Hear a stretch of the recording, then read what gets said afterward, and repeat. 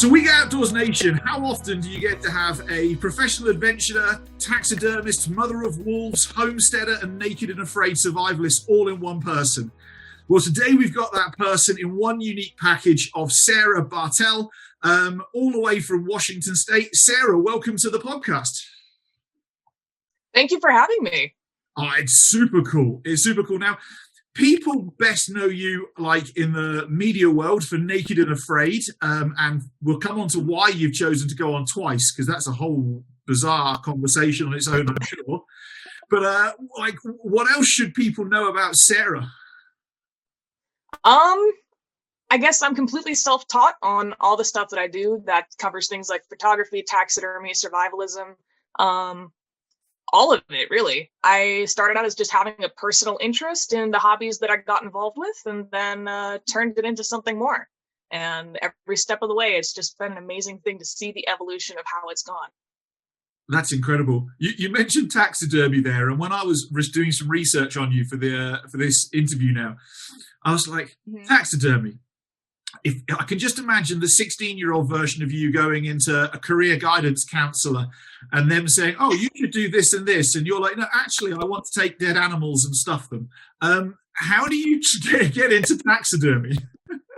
So I actually got into taxidermy through photography. I was doing some art courses and I picked a concentration of memento mori, which is the Latin phrase meaning remember your mortality or remember that you will one day die.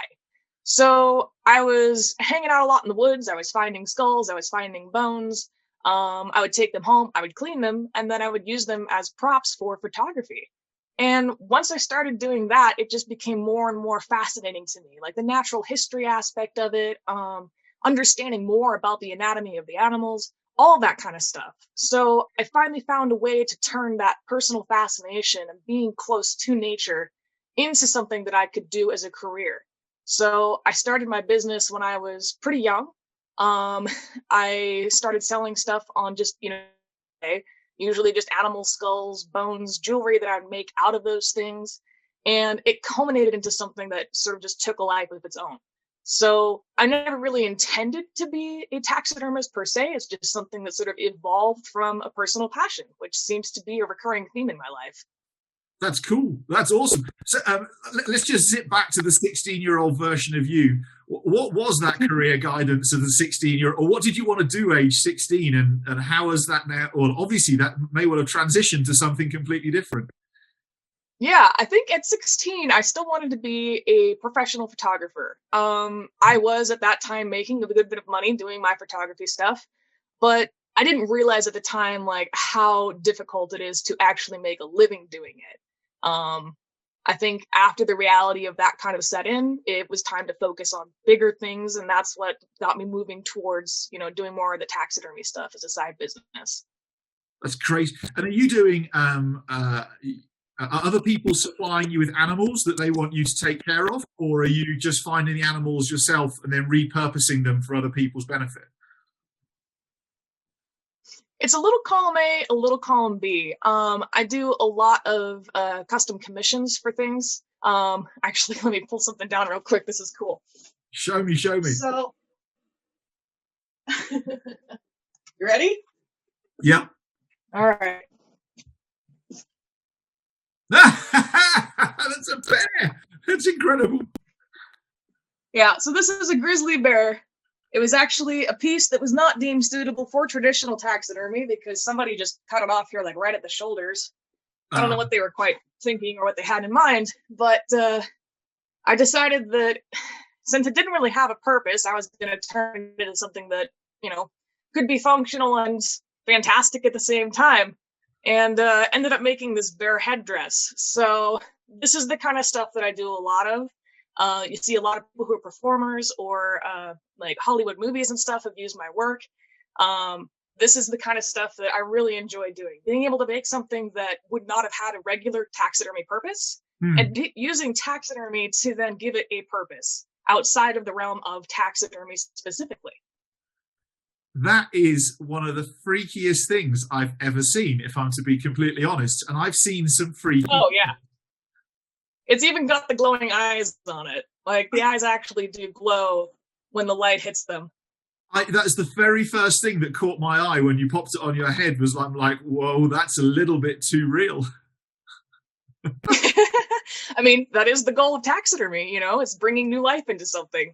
So I guess I could say I'm glad that you had that impression, because that means that I accomplished the goal. Yeah, I mean, high five across the airways from South Africa to the USA. I mean, that is, wow.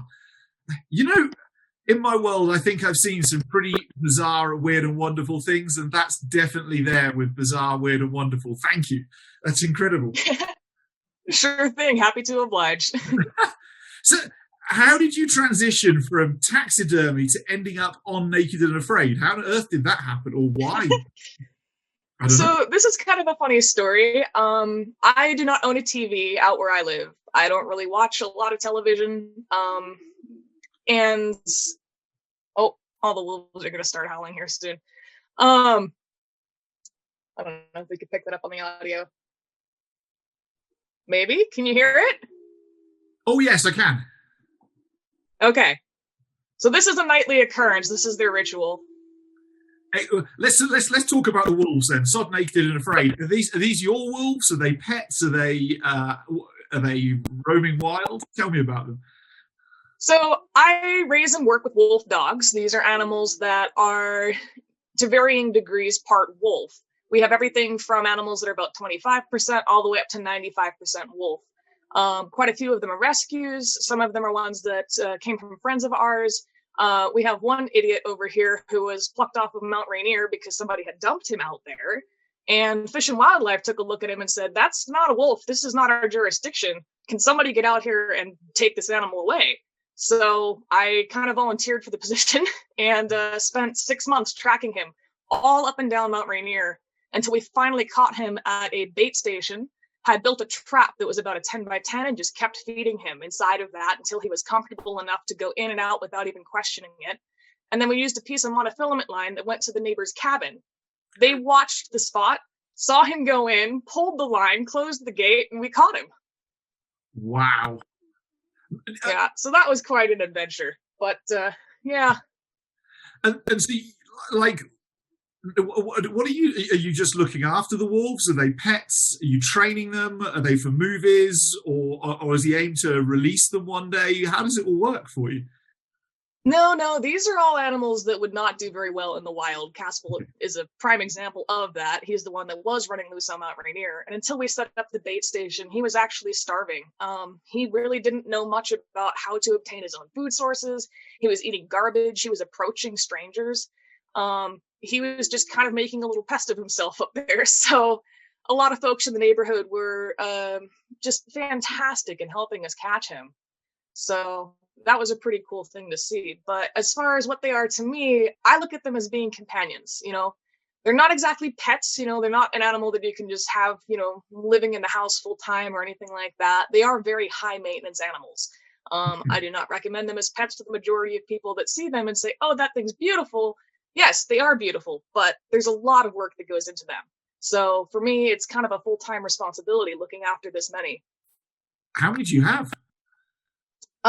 Between my housemate and I, plus our current foster dog, we have 10 canines on the property, 7 of which have wolf content. I think 4 or 5 of them have significant wolf content. So we have quite a pack out there, that's for sure. Do they have like the temperament of wolves, or are they more dog-like? I mean, it kind of depends. The lower content ones, they have more of a dog-like temperament. They're very eager to meet new people. They're a lot more biddable, that kind of stuff. But when you talk about, a wolf temperament, you're talking about a situation of an animal that is removed from the wild and then expected to behave a particular way around people. These are animals that have been raised by, bred by, and then raised, specifically with people. So it's a completely different understanding of molding the behavior from a young age and working them to the point that they are social and think of us as being a part of their everyday life. That's incredible. Incredible. I had a Malamute up until, not that he's a wolf, but he looks a little bit wolfy, up until a couple of years ago, and he passed on sadly. But the responsibility for dogs or animals like that need huge amounts of exercise and looking after and whatever else, Yeah, I mean, my Malamute was easily 10 miles a day, every day, just to go and keep him sane. And I bet your wolves aren't dissimilar. Yeah, we have some large enclosures around the property that are built specifically for them to, have a safe location to hang out at.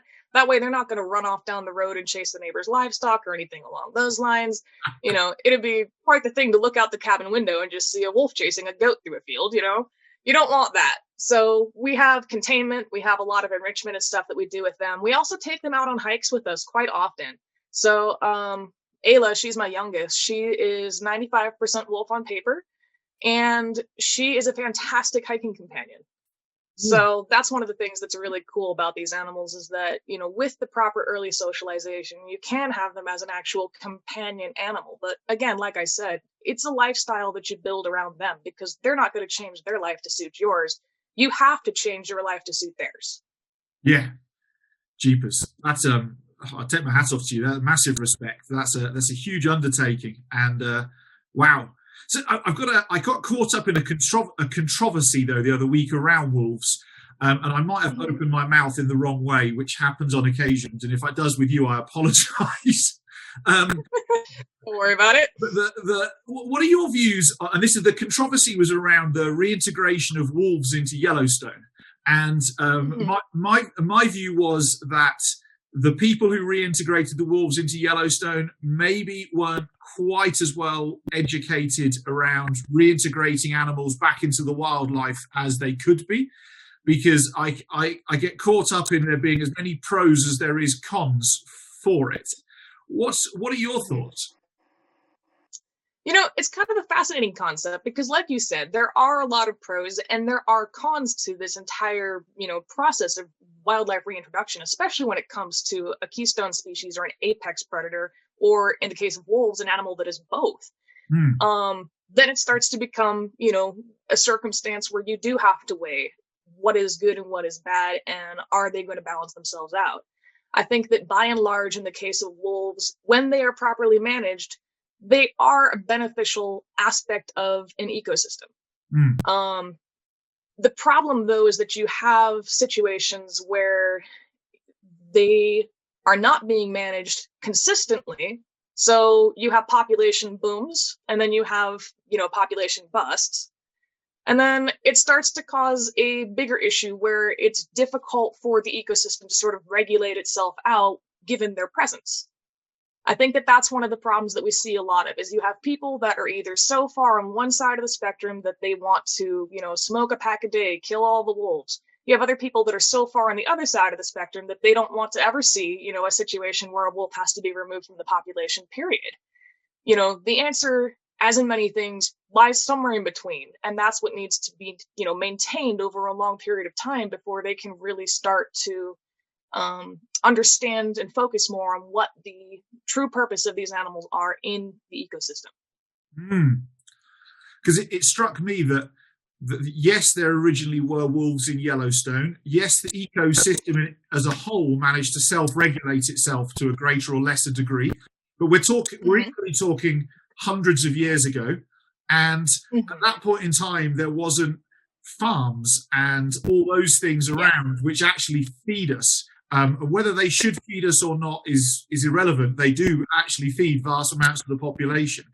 So you can't just go and look at Yellowstone in isolation. You have to look at Yellowstone and the hundreds of miles around it to say exactly like that there's a bigger picture. Because I think what people don't want to do is see wolves being, you use the word managed, but population management actually often involves capturing and re-releasing somewhere else or culling for to keep the numbers down. And people don't want to see or hear that.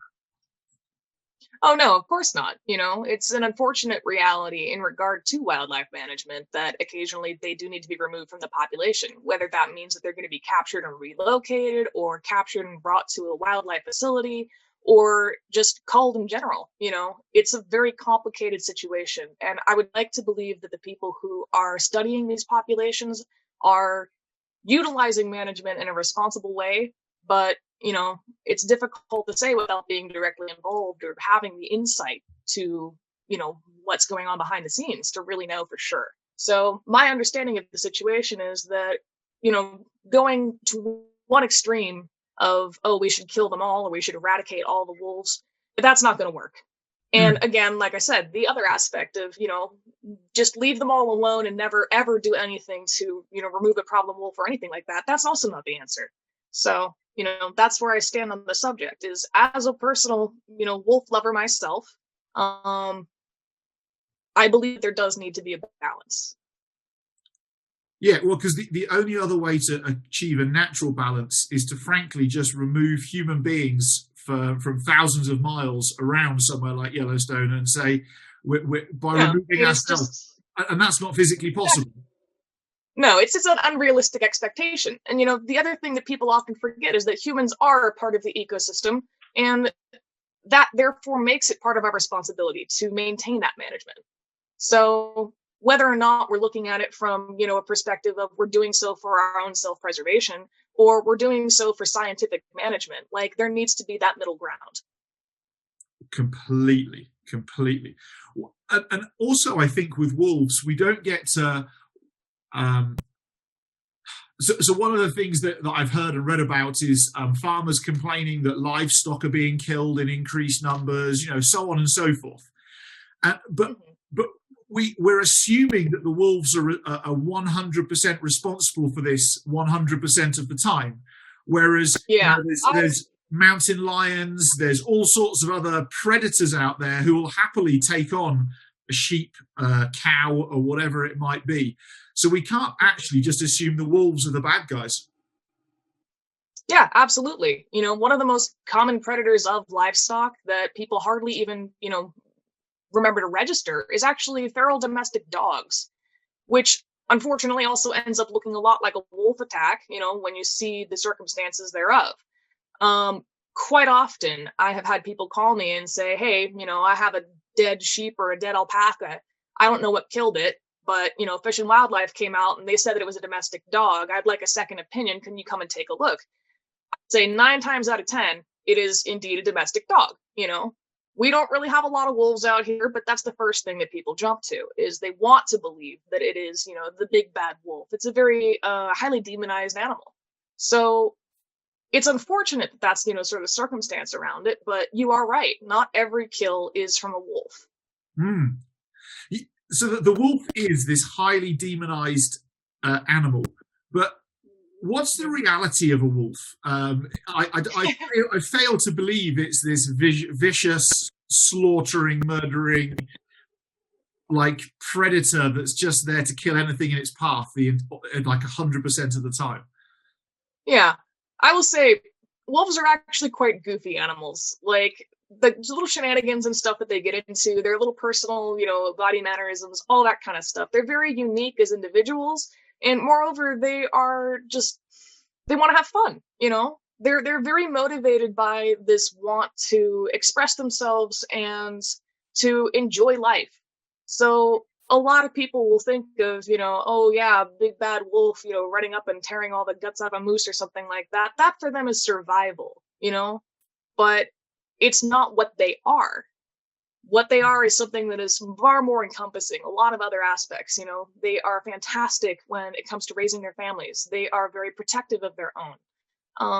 Wolves are, like I said, just very goofy. When we were out tracking Casper, one of the ways that I would find where he was at is because there was a cabin that was being built. They had sort of abandoned the construction site for the winter, but they left a bunch of their tools up there. So I would find tools scattered all throughout the woods because Casper would pick them up and carry them around and play with them and chew on them. There were bite marks on everything. He was just entertaining himself. He didn't have anybody else out there to work with or, be entertained by. So that's what he would do. Things along those lines. That's the secret life of wolves that people don't see a lot of, is the fact that they are just completely goofy. Actually, I think there's a whole documentary to be done about wolves to go and pop all the misconceptions people have about wolves and how they are and how they're not. It'd be super cool to see. Yeah. Super cool. Now, before the wolves started howling, I was asking you about Naked and Afraid, and you told me that you don't have a TV. Right. You probably didn't even know about it. So let's go back to Naked and Afraid. How? Why? What? Okay. So this is an interesting story in and of itself. I was over at my sister Mary's place, and her husband was watching Naked and Afraid on TV. And I sat down and I watched, one section from like, coming in the middle of an episode to the first commercial break. And when the commercial hit, I just blurted out, "I'm going to be on that show." And Mary looked over and she's like, "What are you talking about?" I'm like, "I'm going to be on Naked and Afraid." And her husband looks at me and he's like, "Yeah, okay, like you're going to be on Naked and Afraid." And that was it.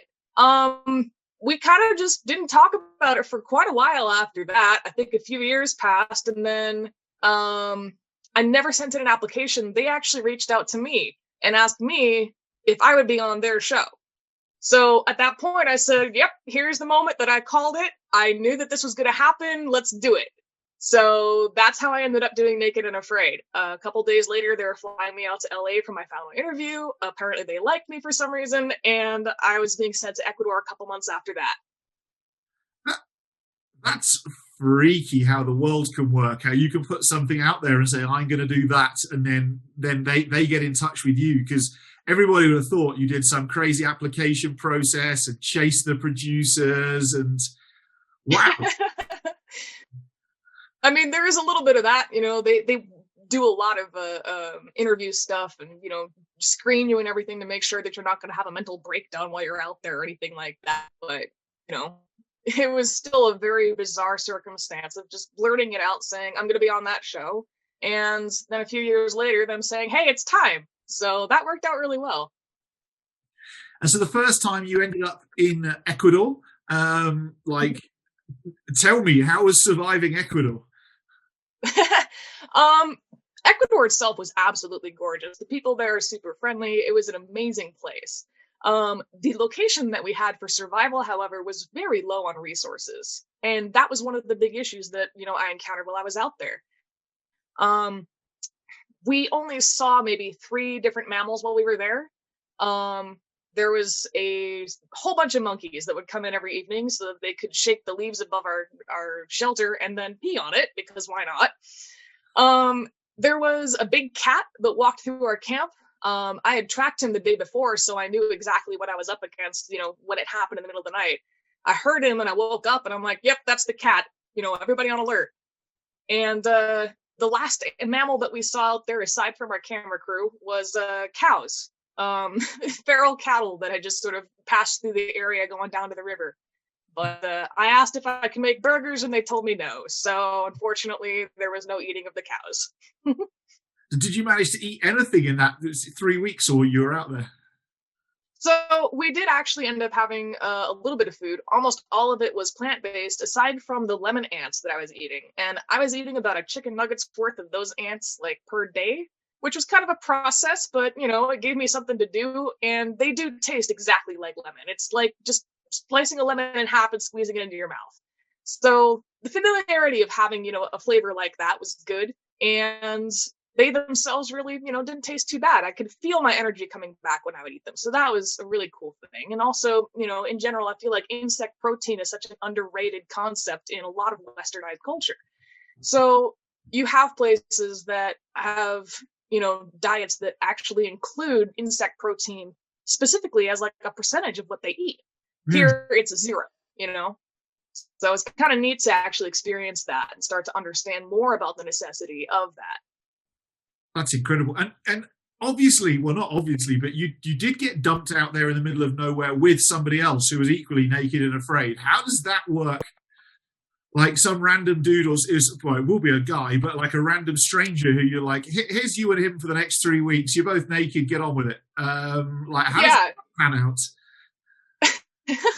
So it's definitely a bizarre, thing. It's almost like its own weird social experiment, because you're expected to, meet this person, no prior understanding of what they're like, and then live with them for 3 weeks and bond and connect during that time. And then, at the end of that time, just hop on a plane and go your separate ways. It's a very bizarre circumstance. My episode was especially bizarre because we actually had 3 people out there. It was me, it was another guy, and it was another girl. So that became, an unusual circumstance. Our guy ended up tapping out pretty early on. So it was just me and the other girl. And we were the first female team to survive a 21-day challenge on Naked and Afraid. Boom! Check you out. That's incredible.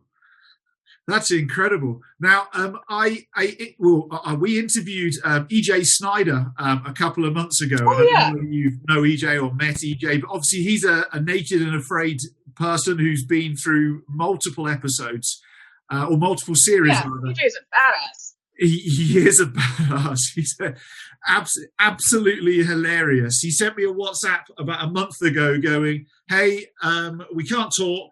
I'm away till the middle of December. Not too sure where I'm going, but I'll catch you at Christmas. Okay, cool. No worries. Yeah, that sounds about right. That's it. I was like, okay, no worries. So you see, but you, like him, chose to go back, and you did Naked and Afraid XL. But the first question I have is, Naked and Afraid XL was in South Africa, in particular in Limpopo, I think, for you. Yeah. Like, that's 3 hours from where I'm sat now by car. I go hiking and hanging out in the bush in Limpopo the whole time. So, like, whereabouts in Limpopo, and how was South Africa for you?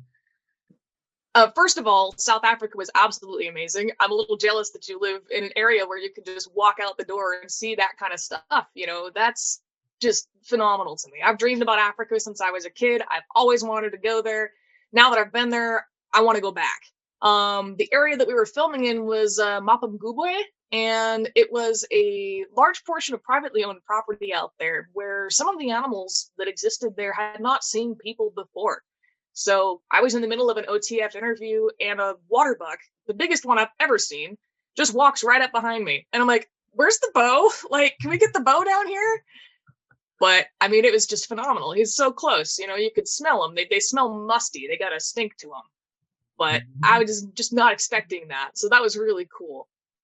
Wow. How was that whole experience? Did you get to go and use your bow and arrow and find some game for yourself? Or how did it? I haven't had a chance to watch it, so I don't watch TVs just like you, so I can't say I've watched it because it'd be a lie. So how was the time here? And did you manage to take out some animals, or tell me about it? So the time there was absolutely phenomenal. Like, I know I sound weird, but I actually love being out there and doing that kind of stuff. You know, in the moment it sucks, but it's the kind of thing that once you've accomplished it, you can look back on that for the rest of your life and just be like, yeah, that was awesome. You know, so that was really one of the most amazing experiences, to be there in that moment, you know, seeing all this amazing wildlife, being with these amazing people. It was just a gift, you know. It truly felt like one of the most amazing things that I've ever done. But as for, you know, animals and stuff, the number one thing that I was eating out there was actually catfish. I caught over a dozen catfish. I caught a couple of tilapia. I caught a small tigerfish, and then I caught a large terrapin. I mean, this thing was huge.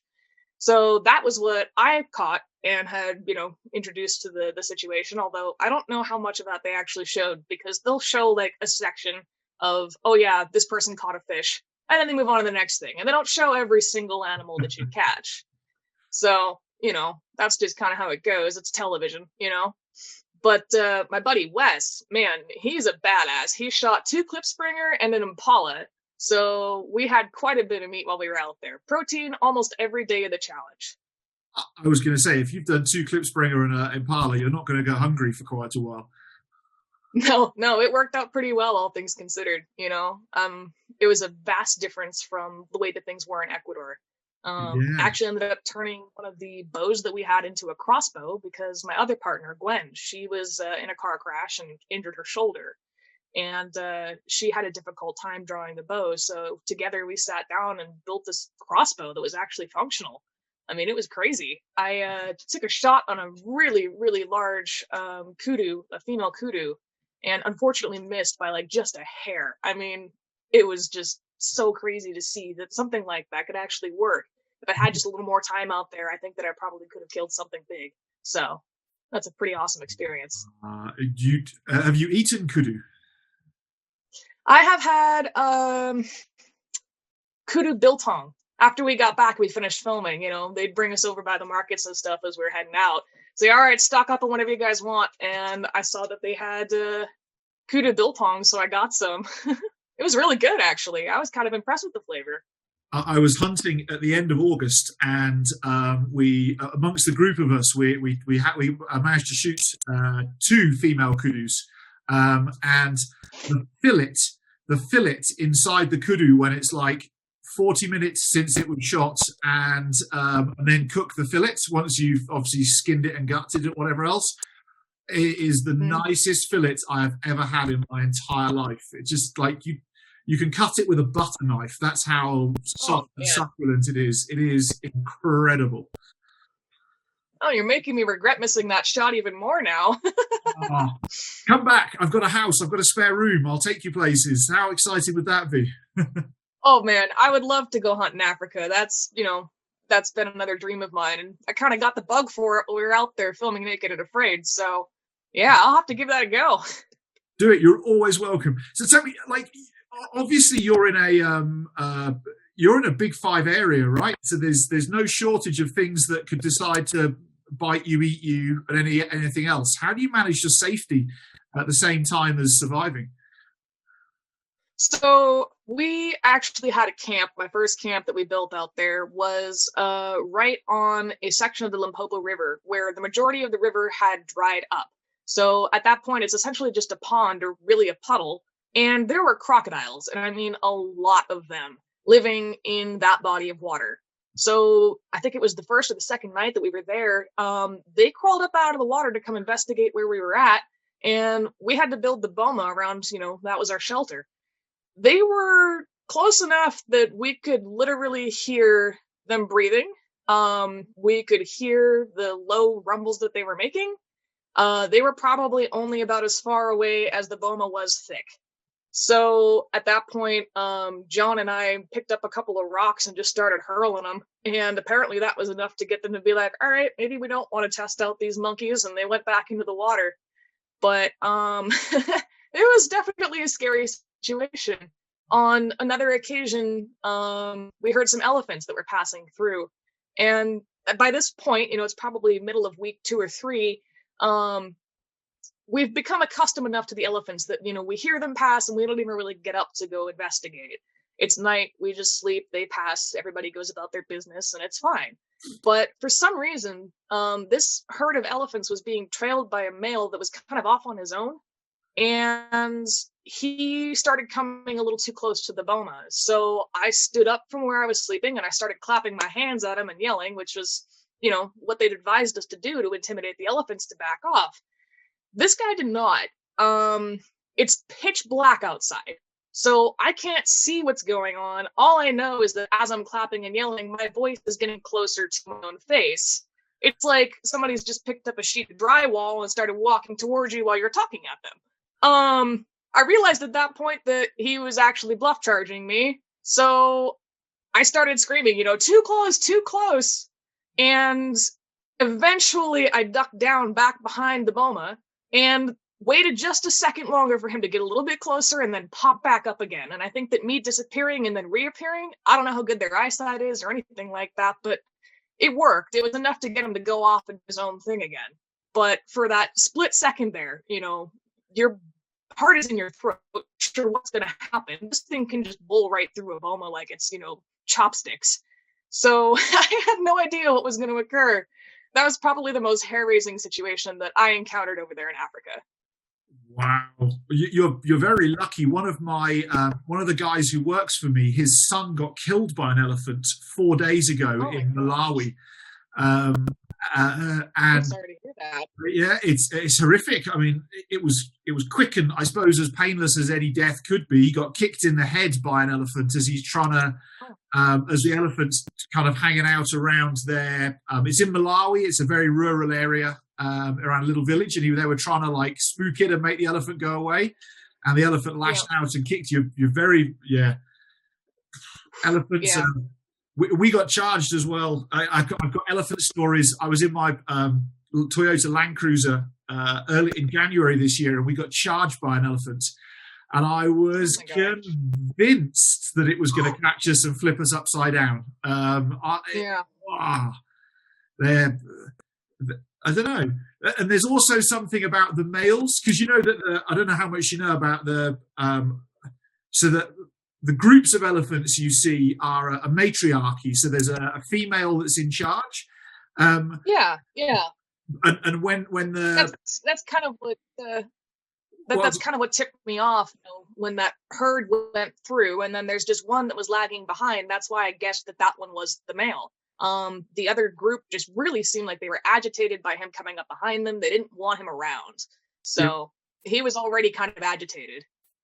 Well, so the males are almost like teenage children that have been kicked out of home too early, like before they're ready to break the ties between them and their mum, and they're kind of just fed up with the world and grumpy, and at certain times of the year incredibly horny as well, and that puts this like bizarre concoction of things. So when you see an elephant and you can see a male elephant, it's got liquid coming out of its eyes. It's not actually crying, it's in musk, and that's when they're incredibly horny, incredibly frustrated, and at their most vicious as well. So that's a well clear time of the year. Ugh. Yeah, so that must have been the situation that elephant was in then, is that he'd been kicked out of that group and was just trailing along behind him, and that's why they were, nope, don't want anything to do with you. You go off and do your own thing. And it's probably why he was also pissed enough to try to tangle with us. So that makes sense. They are. We were hiking about 3 years ago, and here in South Africa, and we came around a corner, and there was a black rhino, which we were following a cliff line. We went round a corner. Yeah. And when I say 10 meters, when I say less than 30 feet in front of us, I wouldn't be like exaggerating. And this rhino, oh my goodness me! And there is no right thing you can do other than wait for it to start running, and then rhinos can't turn. So when they're committed to running, they're in a straight line for sort of 50 to 80 yards. They're in a straight line. So you wait for it to start running, and then you have to move sideways very, very, very quickly. Oh my gosh, that sounds terrifying. That's it. It was even I'm glad more we didn't see any rhino. Our friend Derek. Our friend Derek caught his foot as we were dodging sideways, caught his foot on a tree root and fell flat on his face. No. And oh no! Is he alive? Yeah, he's alive. Luckily, he's a small guy, and the other two of us just reached down and grabbed hold of his backpack straps and just dragged him to one side as this rhino thunder. It is like thunder, like thunders past you off to one side. I'm starting to sweat now. Actually, it was. Yeah, that is amazing. Like, I'm glad that panned out, in a positive way. But oh man, that is crazy to think about. We had hyenas coming in every night. We weren't too worried about them. One did get a little close. I pegged that guy on the butt with a rock, so that worked out. But the other thing that we saw out there that was actually like genuinely scary for me was we woke up one morning and I heard a sound like somebody revving a motorcycle with a bad engine, and the first thing that popped into my head was, that's the leopard. Yeah, we were in this area where it's kind of rocky. We had heard something that sounded like a growl when we first entered the area of the camp, and the next morning we found leopard tracks like right where we had set up the camp. So we had crocodiles coming in from one side, and we had the leopard coming down the hill from the other, and the elephants that were walking through this alleyway in between. And we're just like, oh my gosh, like this is Africa. This is what we've got ourselves into. But in a weird kind of way, like, it was enthralling. There's an adrenaline rush to that, and that's the kind of stuff that I live for. And animals all over the world are remarkably similar to each other. They all have a deep respect for some form of might is right. That the person who can shout the loudest, be the boldest, be the most aggressive, generally they respect. I've seen and experienced mountain lions in Idaho, and they're not too dissimilar in their behavior to a leopard. In all reality, a leopard's a bit bigger, but the behavior is very similar. So if you can wrap your head around one, the others are pretty similar, I think. Yeah, I mean, we have a lot of mountain lions out here. There was actually one that was actually shot just behind the post office here in town, and one of the things that I enjoy doing just as a recreational activity is going up into the woods and tracking mountain lions. So as soon as there's snow on the grounds, just getting out there, finding a set of tracks and following them as, far as I can. It's a really awesome experience. So we love tracking the cats out here. I love keeping track of, where each of the cats is moving around in the territory, all that kind of stuff. So moving to, Africa, being there for that 40-day challenge and having that experience with, a big cat over there was really amazing. It seems like it's a recurring theme. I had a big cat encounter in Ecuador. I had a big cat encounter in Africa. I'm sure that wherever they send me next, if there's big cats there, I'm probably going to see one. Well, I was just about to ask, so there is going to be a next. So that's still entirely up in the air, but the network has asked me if I want to do another challenge, and I've told them sure. I think it's just a matter of time. Cool. And the other thought I had in my head was, what about getting you on something like Alone? Unfortunately, if you've worked with Discovery, they're not a big fan of having you on Street Channel and vice versa. But I have a lot of friends that have done Alone. Ray Livingston actually lives like just a hop, skip, and a jump away from here. He is a total sweetheart. So I would love to do a challenge like that. It's just, a matter of TV drama, some kind of beef between the networks. So that's the only thing stopping me at this point. I would love the opportunity to do that. It's on my bucket list. It's on my bucket list.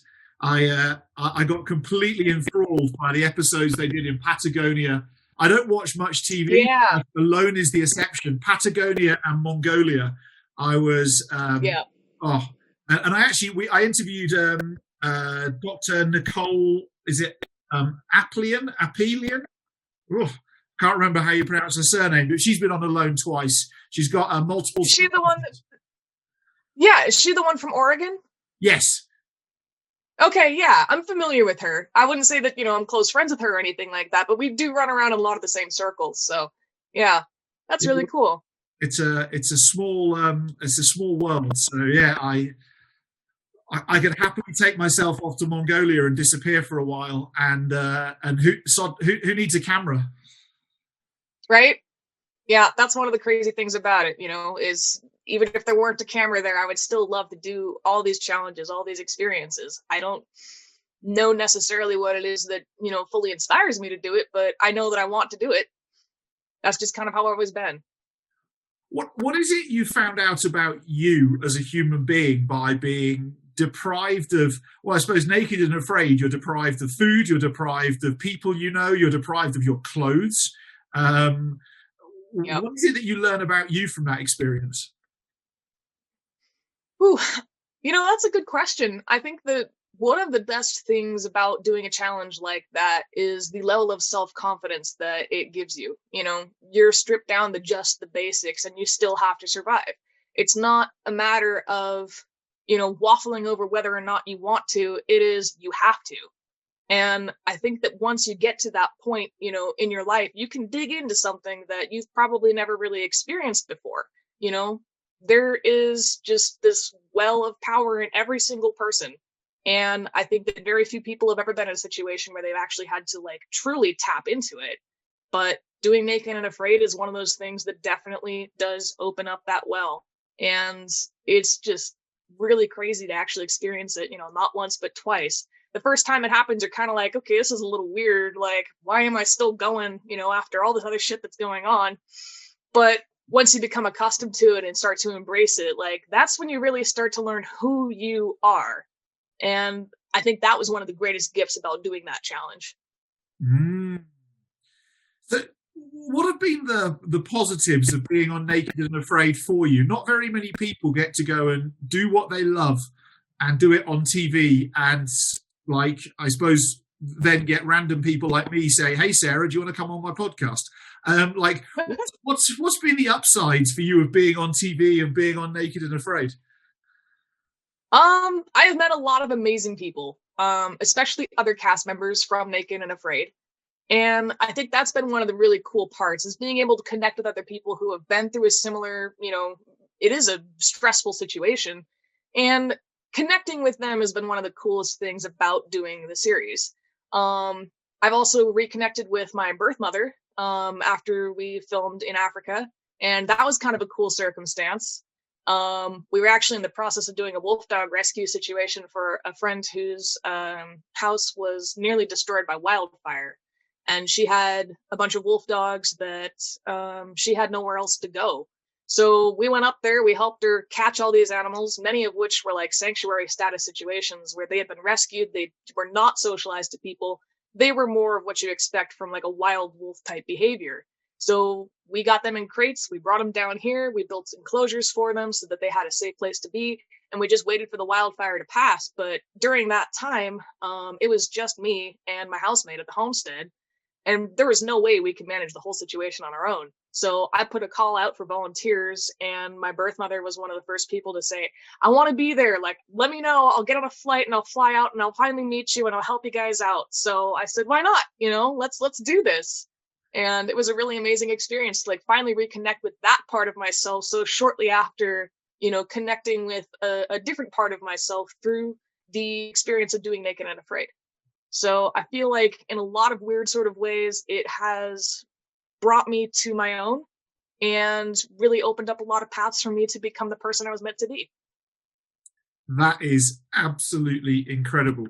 And share it and share you with the whole world as well, which is, I don't know, it's a bit mind-blowing. Every time I do one of these interviews, I'm like, I wonder who's going to watch this and I wonder what they'll think of me. And I don't really care what they think of me, but I'm just curious what's going on in their heads. So what's have you had people walk up to you in the street and go, hi, Sarah? And you're like, who are you? And they know you from Naked and Afraid. Yeah, quite often. In fact, I was actually picking up a roadkill deer the other day, and another guy arrived on the scene just shortly before I did. So we decided that he was going to take the deer. And as we're loading this deer up, his buddy turns and he's like, hey, you're from that show, aren't you? You're the feral chick. And I'm like, yeah, okay, I'll take it. That's me. So I got recognized while picking up a roadkill deer on the side of the highway. That's a kind of a weird circumstance for sure. Okay, well, I was about to ask what's the weirdest, but I guess we'll leave that as yeah, I think that takes the cake. Yep. Takes the cake.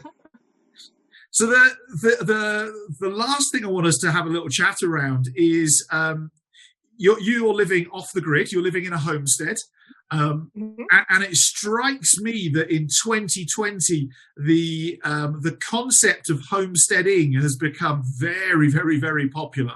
Yes. Like getting hold of land seems to be harder and harder, and many of the sort of, I won't say homesteading supply stores because they don't really exist, but places where you're going to go and buy gardening tools, DIY tools, so on and so forth, have sold out completely. Like, how important is this whole concept of homesteading to us as human beings? And like, some people say that it's an essential survival skill, but like, how close in 2020 do you think we've got to needing to be able to homestead, because it might be the only reality to eating and living? Yeah, I mean, I'm going to answer this question with a story. Cool. When the pandemic first, happened, it first hit America. It actually, I think we were ground zero for COVID in the United States was here in Washington State. So people were kind of in a panic. This guy, he found me on Facebook and he says, hey, do you have chickens for sale? And I said, yeah, I've got some chickens for sale. How many do you want? And he's like, I want 10. I'm like, all right, here's the price for 10 chickens. Come on out, pick them up. I'll help you wrangle them. We'll go from there. He arrives at the homestead and this guy is just super jittery. I mean, I don't know what the guy's, entire deal was, but it occurred to me that he was panic buying chickens. He said he wanted 10. He left with 20. He had literally just panic purchased a bunch of chickens. And I think that's when it kind of hit home that, oh man, like this pandemic thing might, last a while. Maybe I should hang on to some of the chickens. So I pulled all the rest of my sales post and called it a day. Like that 20 chickens out the door. All right, there you go. Like just super strange that this guy just come in and panic bought my chickens. But absolutely, homesteading is something that I think is going to become more and more important to people as we start to understand and appreciate the concept of self-reliance. Being out here doing this stuff, doing what I do, it's gives me a lot of room to sever my dependence on things like municipal, power, water, sewage, all that kind of stuff, which in terms of, a large scale pandemic scenario is actually a huge asset. So being able to provide my own, pretty much everything that I need for my basic survival is, I guess you really couldn't ask for, a better circumstance in which to display, this need. Even though the circumstances are certainly not ideal, I wish that people had become more interested in homesteading as a result of, simply being inspired by it. But, now that people are starting to understand the survival aspect of it, the necessity of it, it's starting to become, I guess, more popular and more widespread. So on that note, I'm glad that people are becoming more involved in it. I feel like it is a much better option for, the environment at large. We're looking at a situation where creating this need for self-reliance is, it's an overall asset to not only understanding where we stand as, a community of people, but also, where we stand in relation to our own personal relationship with nature. Well, it strikes me on the theme of self-reliance that, especially living where you live at this point in time, which, in the Pacific Northwest there, not so far from Portland, on the Columbia River, is you've had the perfect storm of mini disasters this year in every single way, from COVID to forest fires to Black Lives Matter riots to just riots about who knows what, to election nonsense, all within a 6-7 month window. Yeah. I mean, it was definitely a bizarre circumstance, but I remember at one point turning to my housemate as we again are picking up a roadkill deer off the side of the highway that, hey, you know what? We got a pretty good thing going out here. Like, all this stuff that people have to worry about, stocking up on toilet paper or, buying all the rice from the grocery store, all that kind of stuff isn't really things that we need to worry about too much because we know where to go to, hunt grouse or to, find elk or to get chanterelle mushrooms. It's all that kind of stuff that having those skills and knowing that you can survive on the bare minimum does give you a lot of power in a circumstance of complete chaos. So I think being in control of that, where everything is coming from in your own life, it eases the panic and it eases the pain. So I think something that's occurred to me this year is that you don't need necessarily some fancy or large plot of land to start adopting homesteading and self-reliance principles. Your urban backyard can easily produce vegetables and have chickens in it, and, well, I suppose depending upon the codes and what you're allowed, but that sort of stuff. And so actually you can start homesteading almost from wherever you are immediately. What are your top tips for people who want to get into homesteading and get started for themselves? What's your advice and guidance for them? I think that, again, like you said, just doing little things, even in your own little backyard, to create the sense of self-reliance. And it just kind of has a tendency to snowball from there. So once you start doing, one or two little things, simply growing an herb garden, rabbits. Rabbits is one of those things that people overlook all the time. It is a fantastic source of meat. They're easy to raise. They're quiet, so you can have them in a neighborhood. It's things along those lines that people tend to overlook. Other things as well as supplementing, power with solar power as opposed to relying entirely on, municipal supplied power. I've seen people that will cut their electric bills in half. Also just simple things, go out, get a hunting license, like talk to other people that hunt, learn from them, start putting meat in your own freezer instead of relying on going to the grocery store and buying from a place where you don't know how the animal was raised, you don't know how it was killed, you don't know how it was butchered, you don't even know how it was packaged, really.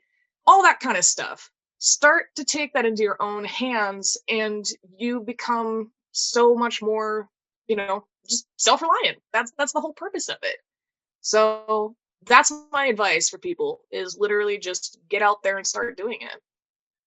It always strikes me as bizarre in a country like the United States that prides itself on the concept of independence.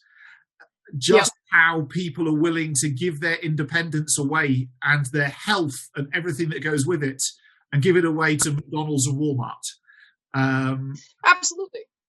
Yeah, I mean, you see that it's a common theme, and I think that what we see a lot now is that, at large and generally speaking, obviously there are exceptions, Americans tend to value convenience more than they value, independence or freedom.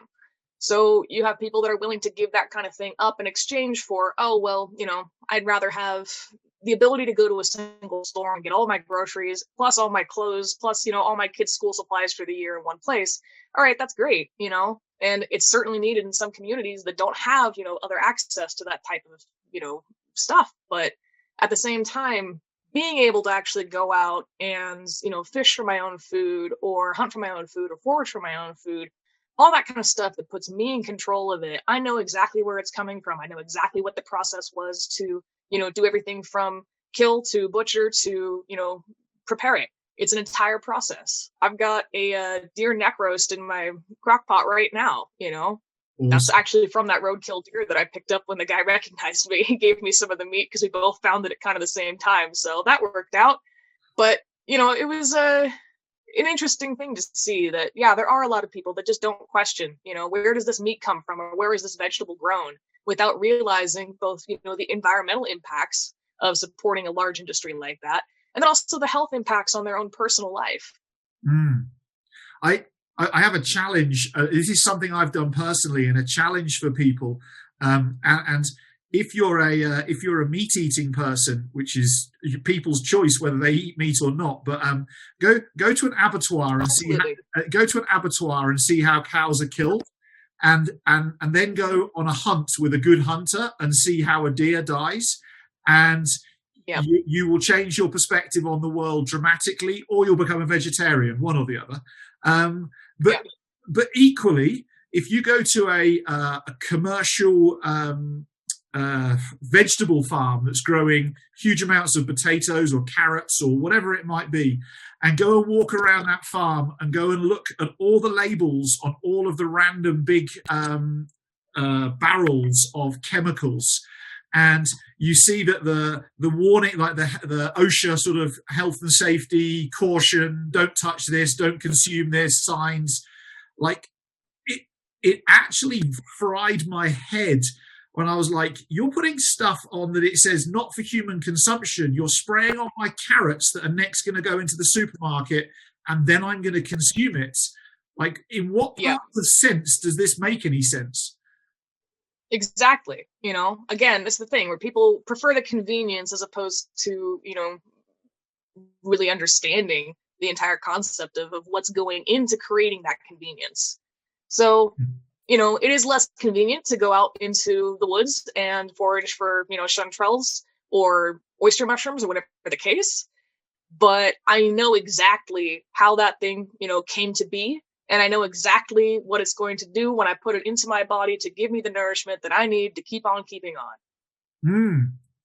It was remarkable for me. I went hunting in August, and I filled my freezer with a kudu and a warthog. And we've got enough jeepers, more than enough meat for the next year. And it's these animals who've wandered around the African bush with not being disturbed by anything or anybody, just eating the felt, eating the grass. And the kudu, by the time the kudu heard the bang, it was already dead. The bang of the gun, It was already dead. At 300 meters, it didn't even know I was there. Do you know what I mean?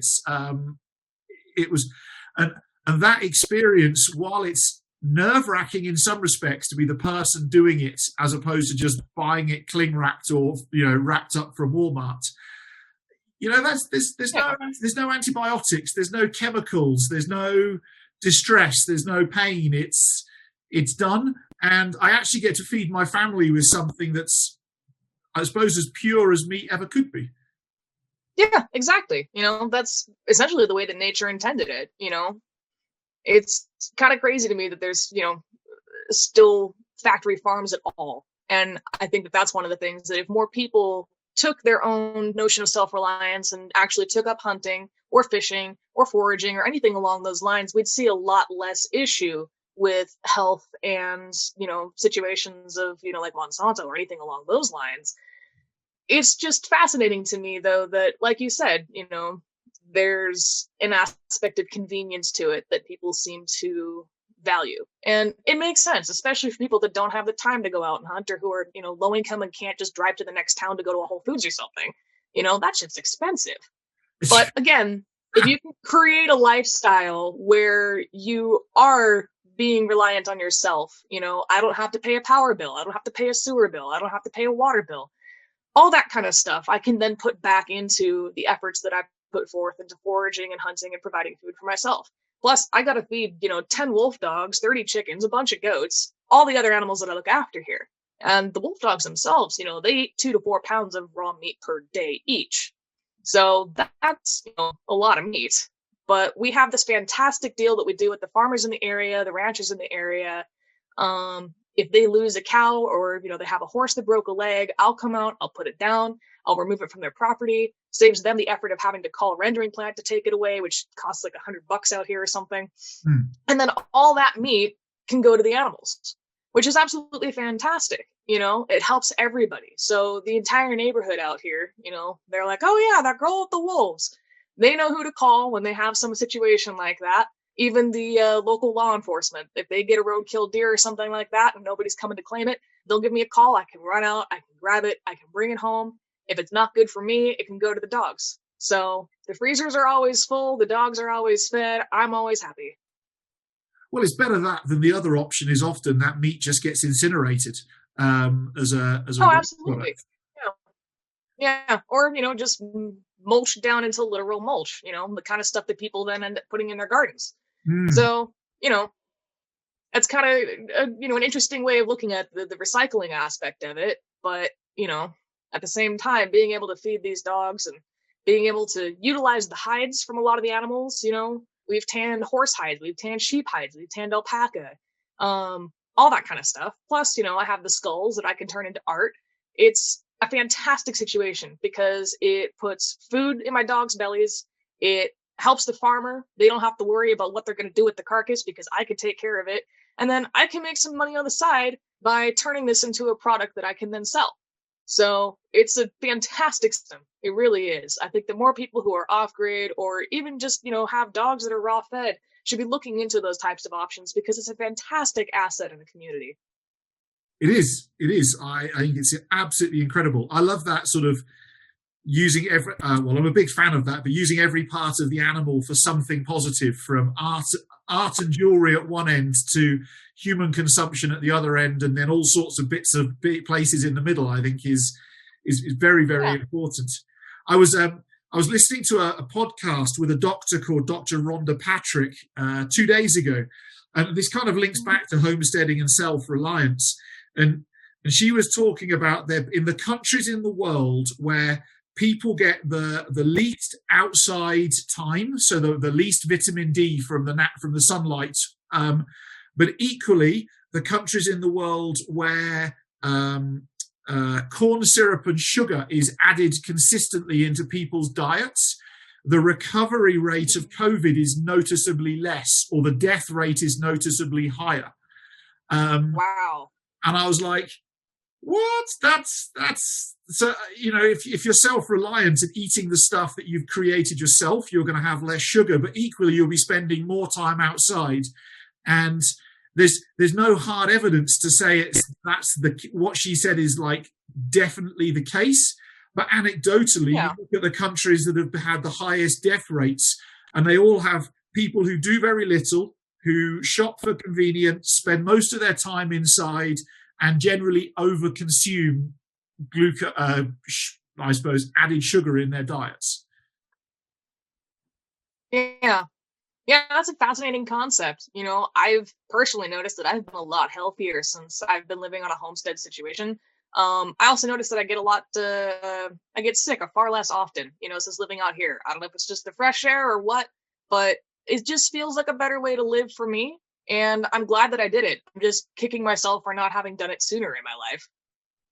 Oh, well, you've got the rest of your life to enjoy it. So, yeah, that's true. You can always look forwards. We don't have to look backwards. So I said at the start when we were first talking that I was going to give you the opportunity to have a rant on anything you want to get off your chest about anything. And so, Sarah, I just want to hand over the mic to you. What do you want the world to know or think about? I mean, that's a tough one. I've been kind of thinking about it, like, because you told me in the beginning. I will say I have not definitively set myself on a particular topic, but man, one of the number one things that I guess that's kind of like, it's irksome is people asking, hey, is Naked and Afraid real? And I'm like, real how? Like, it is a TV show. Bear that in mind. We are, creating a product, and us as survivalists are means to an end for that product, slaves to the network, so to speak, although not quite that extreme. But I guess that when people are asking that, what they're really looking for is how real is filming Naked and Afraid versus how real is a comparable survival scenario that happens in an organic situation. Obviously, in an organic situation, we're not going to have, no clothes. We're probably going to have better gear on hand, so on and so forth. So when people ask about, is Naked and Afraid real? I say it's real and it's harder because we have less to work with, and we have to work within the restraints of what the network says is, for them to make the show, as well as, working within the restraints of their liabilities. So we were talking, for example, in Africa about catching a crocodile and eating that because there was one that was kind of off on its own in a weird little puddle off to the side. We had a great opportunity where that was 100% something we could have accomplished. But when we talk to the network, they're like, yeah, no, our liability says you cannot go kill a crocodile.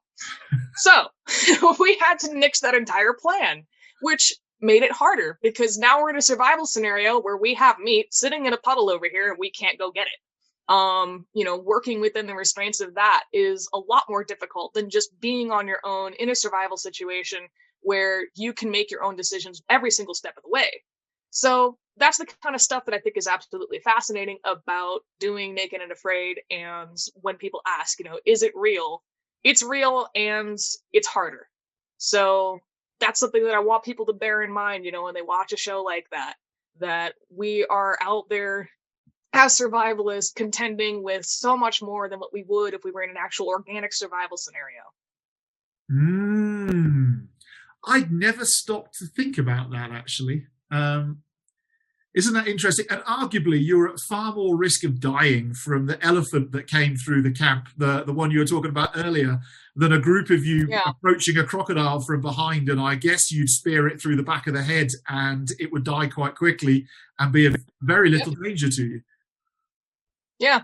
I mean, the entire plan was that John and I were going to have spears. Ryan was going to be there with the bow. He's got, a big broadhead on that thing. One good place shot. And then the two of us just pinning that thing down in the water as best we can with those spears, That was kind of the circumstance on that. But again, like I said, in an actual survival scenario, we would have done it. No question. We were ready. But because we're filming a show and, there are legalities and stuff to look after, we have to, maintain those rules. So that's one of those things. On top of that, they're also pulling you aside every so often and having you answer interview questions. You're having to take a break from doing what you're doing or, getting up to go walk over to a different area so that they can film you with the cool background for television. You're like, man, I just want to take a nap. Like, please. So all that kind of stuff, doing it for television is actually a lot harder than being in an organic survival scenario. I can well believe. Well, at least when you were here in South Africa, you actually got to eat most days and eat something real, as opposed to in Ecuador. It sounds like a chicken nugget of lemon ants doesn't sound like much to keep you going for a few weeks. Yeah, no kidding. I mean, I lost 30 pounds in 21 days while we were filming in Ecuador. And I lost 36 pounds over 40 days while we were filming in Africa. So I lost more weight, but I lost that weight over a much more, a much broader sense of time, which is fantastic because when I got back from Ecuador, it took me a while before I was out doing the chores again, chucking feed bags around and all that kind of stuff. I got back from Africa, I took a nap and probably slept about 12 hours. and then popped up and was ready to go. It was crazy to see the difference between my first challenge and my second challenge. Absolutely phenomenal. That's incredible. How do you do that whole reintegration back into your normal life or your normal world after a month somewhere in the middle of nowhere? Yeah, I mean, I know for a lot of survivalists, it can be pretty difficult, especially the folks that live, in the cities and things like that. I think that I'm kind of lucky because being out on a homestead, I'm still in at least some state of survival mode. And that's kind of an easy way to, get myself slowly back into this. There were aspects that were still kind of difficult, though. Like after I got out of Africa, if I was sleeping in a completely dark room, I would wake up in the middle of the night and be like, yo, somebody stoke the fire. Like my brain would pop immediately to panic because in my mind for that 40-day period, it was no fire at night. You are going to get eaten by something. Like that is just a given fact. You have to have a fire. Your life depends on it. So if I woke up in a dark room and there was no fire, like it was almost impossible to get back to sleep after that, even though I know I'm in my own cabin. I don't have to worry about it. A mountain lion's not going to break down my door and come in here. That's just not a thing. But my brain would still tell me that it was because I was still in survival mode. So I sort of fixed the problem by putting a little candle, one of those little battery powered ones. Yep. Just stuck that off to the side of the bed and that worked just fine. And eventually I sort of, got myself out of survival mode and got back to normal. But for a while there, it was kind of a weird, just a comfort thing that I would do. I know that when I got out of Ecuador, food was obviously a big thing, and I would carry snacks around with me so that I didn't have to worry about when's my next meal. I need to eat something. So little things like that, you just kind of find ways to get out of the survival mode in a way that's not just a complete cold turkey cutoff, but it was definitely a fascinating concept. I remember I was at the grocery store and a woman walked by and her perfume was so strong. I almost felt like vomiting for a second. And it occurred to me that like my senses, every time you go out there and do that kind of thing, they just get ridiculously peaked. And then you come back into society and it's like, oh, okay, like I need to get used to this again. I have to be honest, I've done some pretty large expeditions in my time, sort of anywhere from, short ones for 2 weeks, but up to 6 or 8 weeks at a time. And, you come out of the field or whereverabouts it is, for me, often in a third world country somewhere, and you often put on like jeans and a hoodie or something, and suddenly you realize your street clothes are really pretty cold and pretty horrible in comparison to the clothes that you have been having wherever you've been. But also just that's not one that I can relate to. No, that's okay. Well, it is. I remember coming out of a 3 weeks in Arctic Norway in the middle of nowhere, and I mean, oh my goodness, middle of nowhere. Yeah. We lived in a teepee in a Scandinavian lavoo for 3 weeks, and it was like -40 at night. And oh my gosh, we went back to town, and the normal clothes, like I had my expedition clothes back on within 3 hours. I was like, these normal clothes suck. But equally, just how unnecessarily complicated the world is when you've been used to just having some very primal things to focus on for a prolonged period of time. Absolutely. I don't even have like refrigeration. I don't have hot or cold running water out here. Like that's just how I've lived for the past 2.5 years now. And it's still a strange concept to other people because, I'll go hang out at a friend's house for the weekend or something. And I'm like, can I take a shower? Like, I'm really excited to take a shower with a hot shower. I don't have to boil up my water on the thing and then, pour it over my head. And they're like, yeah, you weirdo, go take a shower. Like, it's funny, the kind of stuff that you can become accustomed to living without. There is obviously a price to pay for it. You're going to put in a lot more effort. But like I said, there are definitely people out there that value freedom over convenience. And that's where I'm at. Cool. So Sarah, if people want to hang out with you, get in touch with you, follow you, what's best for them to go do? Probably Instagram. I have the Instagram accounts. It is naturepunk, all one word, _ at the end. My other one is actually the account that I run specifically to educate about wolf dogs, and that is a wolf called Ayla. Ayla is my youngest pup, so she's the one that I've been focusing on to help people understand more about these animals. I think that is wolf_called_Ayla. Awesome. Well, I'll put that in the link below for or the notes below on YouTube and on wherever else this is. Perfect. I have no idea where this is going to. YouTube and some other places.